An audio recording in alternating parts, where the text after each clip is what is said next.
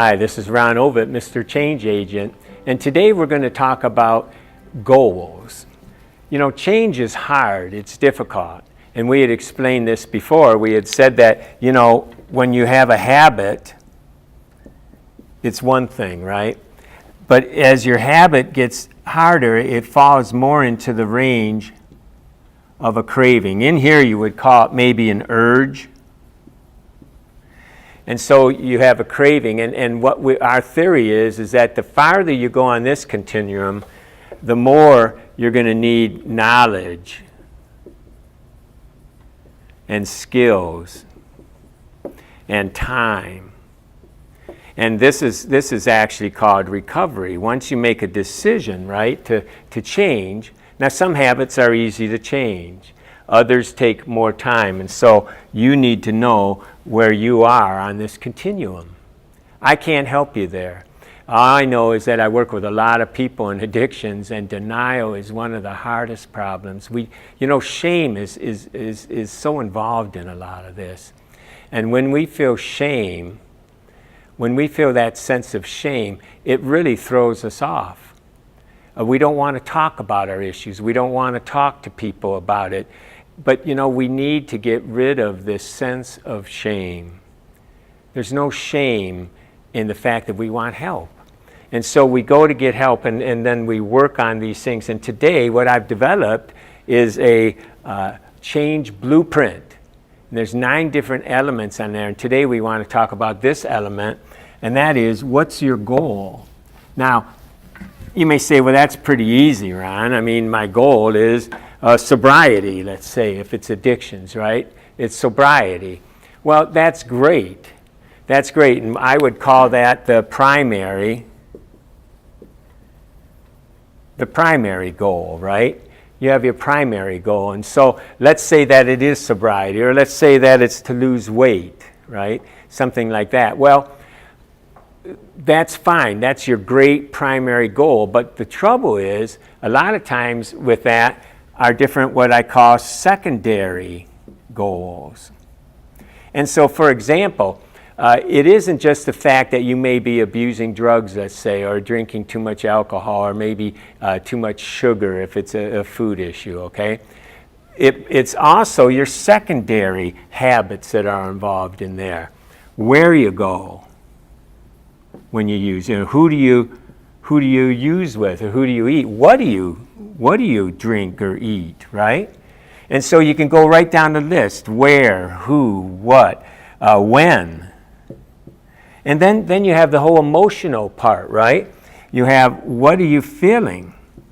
And this is crucial. What are you feeling before you use it? What are you feeling afterwards? That's important. And then you have your thoughts. What are you thinking? What are you believing? You'll be amazed, and we'll get into this in some of the other videos. We medicate to regulate our emotions. Keep that one in mind. We medicate to regulate our emotions. I can't minimize. It's impossible to minimize how important it is to know that there's an emotional issue going on. There's an emotional issue going on. And so our thoughts, what are we believing about ourselves? And then I even go further. What do we believe are the consequences, right? What's the consequences of these beliefs? What are the we're fearful, we're afraid we're going to be gone, right? We're going to be annihilated, we're going to be abandoned. All these things, and we don't stop to think about them. Instead, we're reacting. And all these things are habits. They're habits. Anxiety, a lot of times, is a habit. Depression, sometimes, can be a habit. And so there's good news there. We can change these things. And so we have our primary goal, and we have our secondary habits. And with each one of these, then, there are goals that we need to change and do, right? And then, finally, what I like to call our micro goals. Now, this is a popular topic right now in change theory. You can read it in all kinds of books, and that is that for a long time we decided, boy, we're gonna do something. New Year's resolutions, right? They're big, huge, audacious, hairy goals. Is that what they call it? Hairy, audacious goals. And so we decide that, for example, I'm going to, when I start running, I'm going to run 5 miles a day. Well, if you haven't been running 5 miles a day, that's a great task. And so for me, when I started, 40 years ago, I was lucky if I could get a quarter mile. But fortunately, in my own life, that was fine. I knew about successful approximations, as they call it in psychology, or baby steps, as Bill Murray said in the movie, right? And so these baby steps, these successful approximations, these little steps as we go along, help us get toward our goal. Because here's the key. Here's the key. Consistency is the key. You need to be doing it every day. Every day, consistency. Now, some you may go ahead and decide, well, it's going to be 5 days a week or something, and you need 2 days to rest.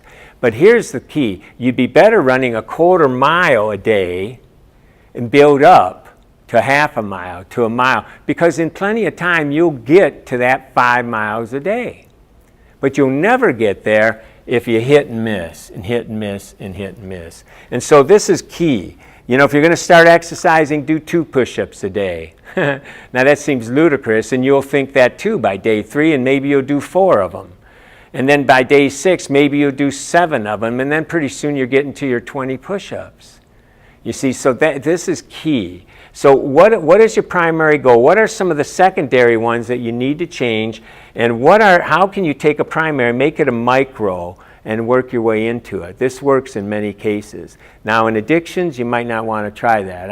I believe if you're going to really take drinking or doing drugs, you need to be sober. You need to make sobriety your key, and to really be abstinent. But then if you work on these things will help, and that's where your micro goals can come in.